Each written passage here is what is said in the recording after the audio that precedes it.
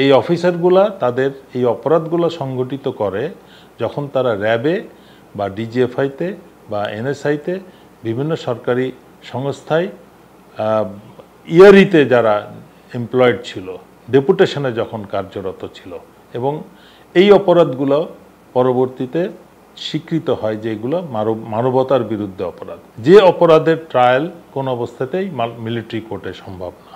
অপরাধ যখন একটা সংগঠিত হয় তখন যেই সেটা করুক না কেন, সেটা সাধারণ জনগণ করুক, কোনো সরকারি কর্মকর্তা করুক বা রাজনীতিবিদ, এমনকি সশস্ত্র বাহিনীর কেউ, সে যত বড় অফিসারই হোক না কেন, আইন সবার জন্য সমান। এই কথাটা যেমন শুধু আলাপ গল্প আলোচনার জন্য প্রযোজ্য না, এটা বাস্তব ক্ষেত্রে অবশ্যই যে কোনো দেশের আইন শৃঙ্খলা রক্ষা, দেশকে যদি একটা আইনের আওতায় রাখতে হয় সমস্ত বাহিনীকে বা সকল সংস্থাকে, তাহলে আইন সবার জন্য সমান, সেটা বাস্তবেই প্রমাণিত করতে হবে। এই আলোকেই কিন্তু আমরা গত 16 বছরের স্বৈরাচার আমলে বাংলাদেশের স্বাধীনতা এবং সার্বভৌমত্বের মেরুদণ্ড যেটাকে বলা হয় সশস্ত্র বাহিনী, এবং দেশবাসী সবসময় সশস্ত্র বাহিনীর নাম নেওয়ার আগে বলতো দেশপ্রেমিক সশস্ত্র বাহিনী। সেই বাহিনী অতীতে বিভিন্ন সময়ে যখন আমাদের স্বাধীনতা সার্বভৌমত্বের উপরে আঘাত এসছে তখন তারা সেটাকে রুখে দিয়েছে। যে কোনো ধরনের চক্রান্ত বা সরাসরি কোনো সন্ত্রাসী কার্যক্রম সবগুলোকেই আমরা আমি যখন চাকরি করেছি, আমি থাকতেও অনেক সক্রিয় অংশগ্রহণ করেছিলাম, এবং বাস্তবেই সশস্ত্র বাহিনী প্রত্যেকটা আঘাতকে দৃঢ়ভাবে প্রতিহত করেছে। সেই পরিপ্রেক্ষিতেই সশস্ত্র বাহিনীকে ধ্বংস করার জন্যে গত 16 বছর স্বৈরাচার সরকার একটা ব্যাপক পরিকল্পনা হাতে নেয় এবং অত্যন্ত সূক্ষ্মভাবে সেটাকে কার্যকর করে। সশস্ত্র বাহিনীর একটা অংশকে, যেটাকে বলা হয় যে 1% বা তার কম হবে, বিশেষ করে অফিসারদের মধ্য থেকে এই অংশকে রাজনীতিকরণ করা হয়। অযোগ্য অফিসারদেরকে তাদের রাজনীতিক পরিচিতির উপর ভিত্তি করে তাদেরকে বাহিনীর উচ্চ পর্যায়ে নেওয়া হয়।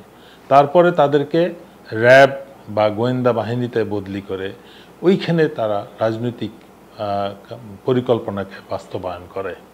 এই পরিপ্রেক্ষিতেই আমরা গত 16 বছর বা 17 এই স্বৈরাচার আমলের যে গুম, খুন, হত্যাকাণ্ড এবং সবথেকে বড় এবং জঘন্য যেটা কার্যক্রম ছিল তাদের ক্ষমতা গ্রহণের শুরুতেই বিডিআর হত্যাকাণ্ড, সেটাও হয়েছিল এই সশস্ত্র বাহিনীর একাংশকে সম্পৃক্ত করে।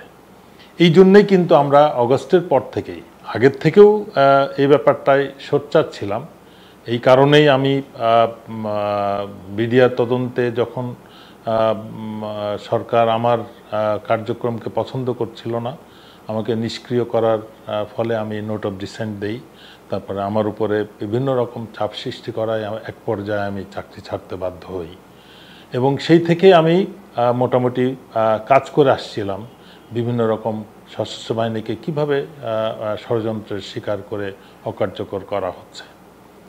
5ই আগস্টের পরে আমরা সক্রিয় হই যে সশস্ত্র বাহিনীকে আবারও তার হারানো সম্মান ফিরিয়ে দিতে হবে, এবং সেটা তখনই সম্ভব যদি এই সশস্ত্র বাহিনীকে গুম, খুন এবং হত্যাকাণ্ডের সাথে বিভিন্ন রকম দুর্নীতি কার্যক্রমের সাথে যেভাবে জড়িত করা হয়েছে সেগুলোর যদি তদন্ত হয় এবং যারা দোষী তাদেরকে শাস্তির আওতায় নেওয়া হয়, তাহলেই, এবং যাদের প্রতি অবিচার করা হয়, গত 16 বছরে অনেক দেশপ্রেমিক অফিসারদেরকে ষড়যন্ত্রের মাধ্যমে বিচারের নামে প্রহসন করে চাকরি থেকে বরখাস্ত করা হয়েছে, বের করে দেওয়া হয়েছে, জেল জুলুম শাস্তির আওতায় নেওয়া হয়েছে।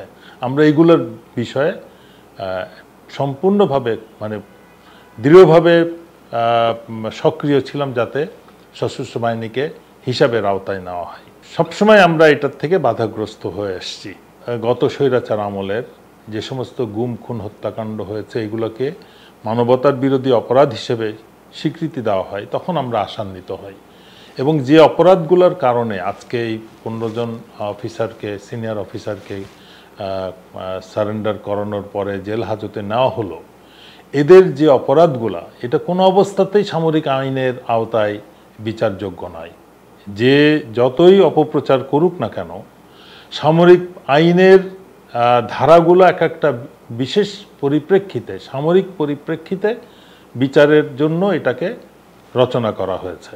কিন্তু এই অফিসারগুলা তাদের এই অপরাধগুলো সংগঠিত করে যখন তারা র্যাবে বা ডিজিএফআইতে বা এনএসআইতে, বিভিন্ন সরকারি সংস্থায় ইয়ারিতে যারা এমপ্লয়েড ছিল, ডেপুটেশনে যখন কার্যরত ছিল, এবং এই অপরাধগুলো পরবর্তীতে স্বীকৃত হয় যে এগুলো মানবতার বিরুদ্ধে অপরাধ। যে অপরাধের ট্রায়াল কোন অবস্থাতেই মিলিটারি কোর্টে সম্ভব না, এবং এটার শাস্তি যেটা আমরা জানলাম যে গুমের শাস্তিও মানে মৃত্যুদণ্ড। সুতরাং এই শাস্তিটা কোনো অবস্থাতেই সামরিক কোর্টে সম্ভব না। এই জন্যে আরও সম্ভব না। আমরা 5ই আগস্টের আগে বিজিবির একটা অফিসারকে দেখলাম মোহাম্মদপুর এলাকায় সরাসরি গুলি করে মানুষকে হত্যা করতে, কিন্তু সশস্ত্র বাহিনী কোর্ট মার্শালের মাধ্যমে তাকে যে বিচারটা করলো, সেটা নিঃসন্দেহে বিচারের নামে একটা প্রহসন ছিল। 6 মাসের সিনিয়রিটি নিয়ে কঠোর ভৎসনা করা হলো। আমার ধারণা এই গুম খুনের বিচারও যদি সামরিক বাহিনীকে দেওয়া হতো, বর্তমান যে প্রশাসন আছে তার বেশিরভাগই স্বৈরাচারের দ্বারা কাজে সম্পৃক্ত ছিল এবং স্বৈরাচার সরকার দ্বারা অনুগত তারা বাহিনীর অংশ। সুতরাং তারা বিচার কোন অবস্থাতেই সঠিক করতো না।